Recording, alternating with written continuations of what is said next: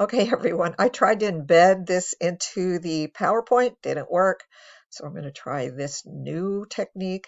So again, I'm going to look at EBSCOhost. If you see, again, the database gives you the popular ones. You can search by the name. So if you want Sage Research, you can click here, go down to Sage Research, and quickly get to that research methods. But I definitely want to do EBSCO. And so I'm going to go to EBSCO, which is a multidisciplinary. Then I'm going to do all databases, because hopefully I can narrow it down enough. Continue. And then I want to talk about African American students. So I'm going to do African American. And if you remember, the or is the like term, so I can do or blacks. Or I could do or minorities if I want to branch it out a little bit more with a little asterisk. So at the root of the word minority is this, and this little shift 8 asterisk tells the database to look for minorities, and so that gets the variance. And then I'm going to go down and do sleep, and I want to know about effect, and I can do a little shift 8 for effectiveness or impact.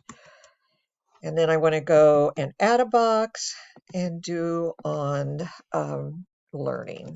What is happening in their learning? Then again, as you know, you've used this before, go to peer reviewed. Do not go to full text, because that will only give you full text in EBSCO, not in other databases. And then I just do a start year, 2012. Probably should do it sooner because of the changes are so fast. But anyway, I'm going to click and see what I get. And I go like, okay, wait, maybe I want to say, okay, so I've got 85, which is okay. I'm going to look at the first few that, their relevancy is ranked by relevancy. So number 1, that's not one. Post-traumatic stress syndrome asleep. Cognitive of young African Americans. I quickly go down, this seems interesting, to the controlled subject vocabulary. Here, blacks is the controlled subject area, sleep deprivation.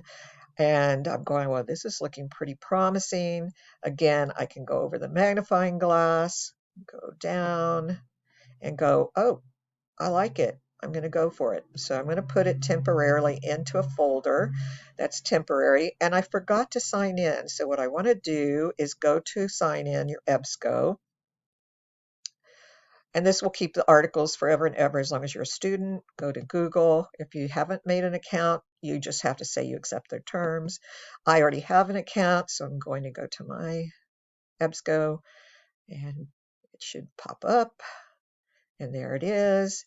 And now I can go to the folder and create one for this paper.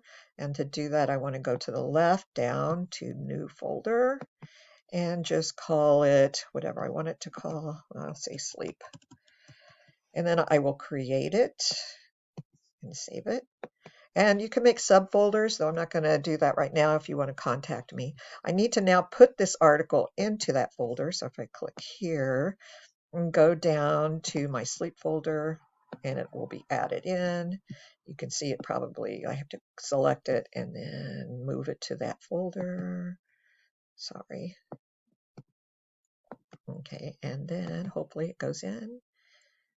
And it's in. Okay, so now I'm going to go back to my search and look at a few more articles. And I might just go ahead and say, I mean, this is really a quick overview of different ways you can search. I might just go and say, you know what? I only want the article to be about sleep. And I can do that with the controlled vocabulary as long as I see that it's down here listed. So I'm going to go back to the top, and I'm going to put sleep as a controlled subject. So every bit of that article is about the sleep. Then I'm going to search again. That should narrow it down narrow it down. Let's see. So now you can see how much it does. It's down to 13. Again, I can go, okay, maybe I need to branch out my date. I can do that by going here, go back, say I want it to go 2000, and then it'll update it automatically. And now I have a few more. Then I also want you to know, because I don't need to go in depth. I mean, this is just a quick overview. I want you to notice that the search history, as long as you're logged in, you will have access to all the searches that you've done so far. But once you log out, they go away. So what you want to do, if you want to save all these searches so you can go back and see what you've used, you can go over to Save Searches. And similar to the folder, you can say, name it sleep, and then save it. And then all the search will be saved, and I can go back into my folder. Hold on, let's say I continue. And I can go back, and if you go back to the folder, it'll say persistent link, and then you'll see I have quite a few. If I go back to retrieve saved searches, there it is.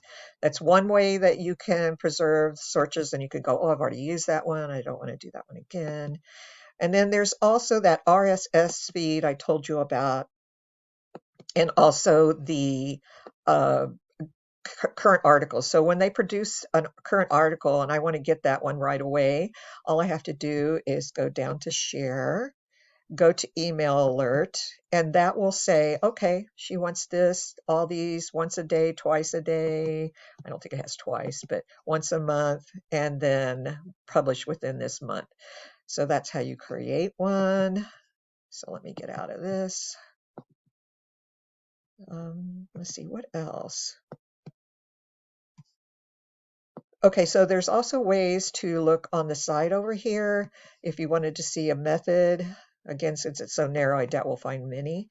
This could be helpful, but it could be also hurt you, because if you're looking for a mixed study, you're only going to find quantitative, you're only going to find empirical, whatever that means. So I don't normally use this, but you can if you have a very large search to look through.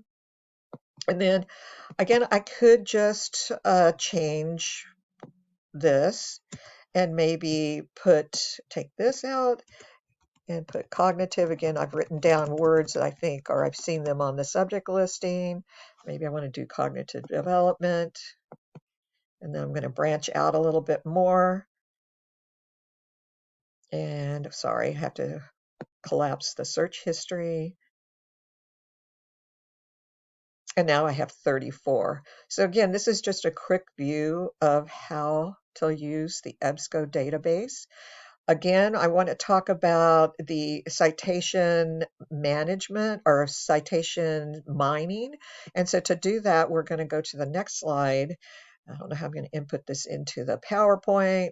Into the one I already recorded, but we'll see.